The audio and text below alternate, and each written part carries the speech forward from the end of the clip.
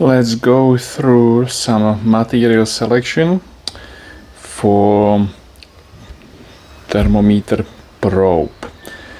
The shape of the thermometer probe is like that, and the current problem is the ABS like material gets snap at this location usually, because this is 3.1 diameter and it's just prone to damage. Yeah.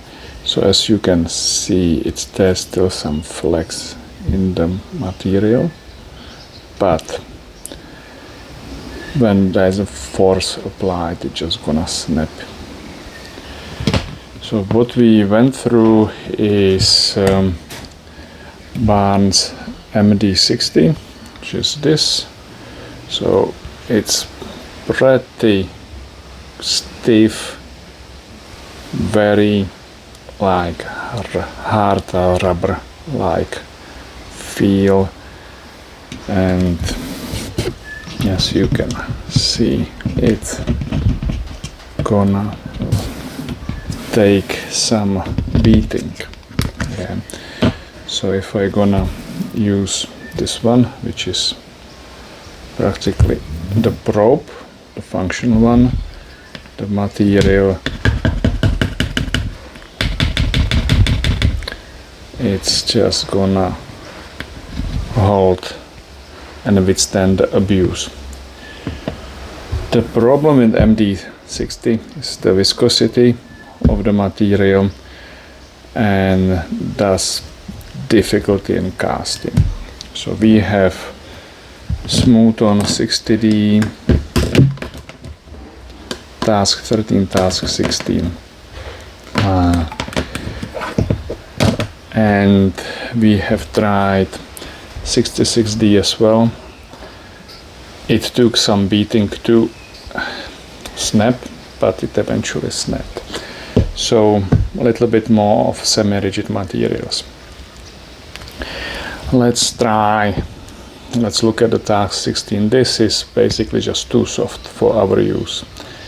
Yeah, where the probe hits the flesh, it just needs to hold a shape,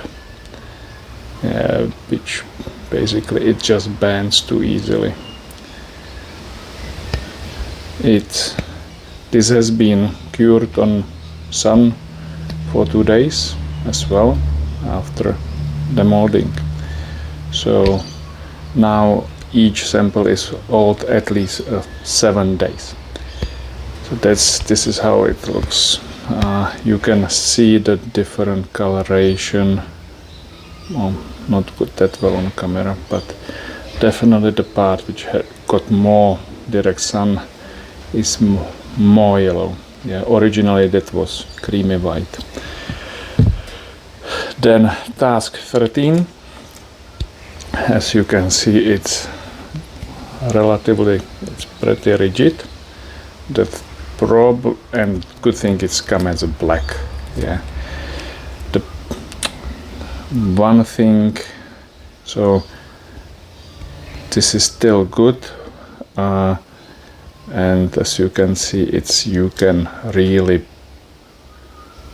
push forward without modifying the front, and it's gonna take, of course, the different some-ish, beating as well.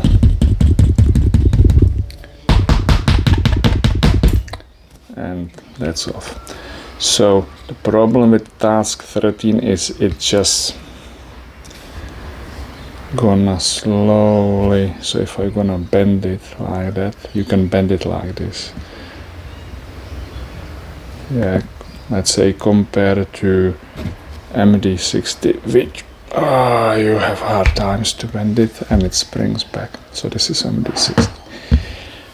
So this is task 13. The 60D actually looks pretty good as well. Yeah, it springs back relatively compared to, so if we bend it, we can still bend it kinda easy, but then it's gonna return into the original position. And if we gonna do some beating,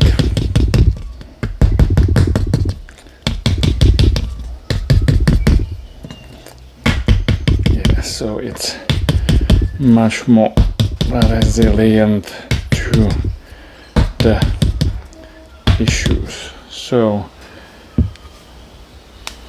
it doesn't look like it's gonna, there's wear there, not really. So this is pretty good. So this is vacuum casting 90A rubber. The problem with this is similar to Task 16. Yeah, this is practically 80A. This is 90A, and as you can see, it's the problem with this, it just doesn't hold the shape properly. So let's show the MD60.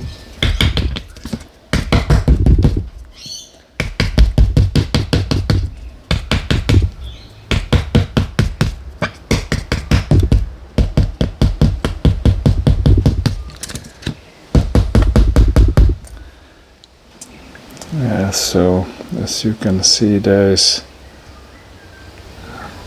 no wear there on it.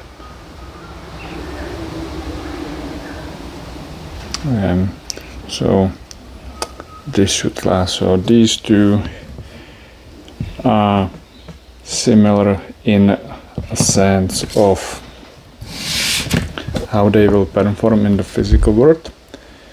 The difference is the MD60 has just this tough rubber feel compared to the 60D, which is more pliable, so it's softer and it's lighter, yeah, much lighter.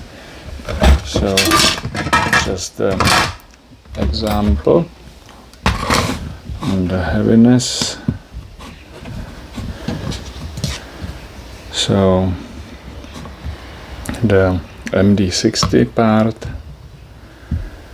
will be 10.9 grams, 60D part,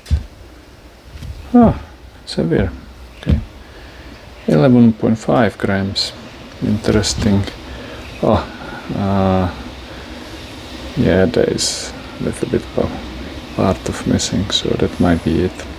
So yep, this feels heavier than this on the other hand. Anyway, so that's the findings over some time with these materials. We probably will go with 60D in the production simply because of much easier to work with material than MD60 for this type of bar or this shape.